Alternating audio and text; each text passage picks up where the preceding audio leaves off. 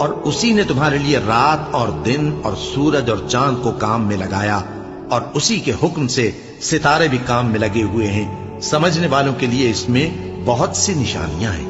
اور جو طرح طرح کے رنگوں کی چیزیں اس نے زمین میں پیدا کی، سب تمہارے زیر فرمان کر دی۔ نصیحت حاصل کرنے والوں کے لیے اس میں نشانی ہے۔ اور وہی تو ہے جس نے سمندر کو تمہارے اختیار میں کیا تاکہ اس میں سے تازہ گوشت نکال کر کھاؤ، اور اس سے زیور موتی وغیرہ نکالو جسے تم پہنتے ہو۔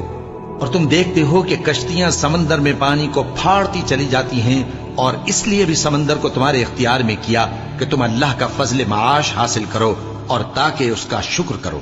اور اسی نے زمین پر پہاڑ بنا کر رکھ دیے کہ تم کو لے کر کہیں ڈولنے نہ لگے، اور ندیاں اور رستے بنا دیے تاکہ ایک مقام سے دوسرے مقام تک آسانی سے جا سکو، اور رستوں میں نشانات بنا دیے۔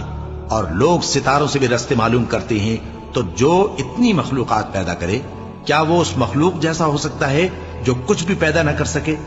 تو پھر تم غور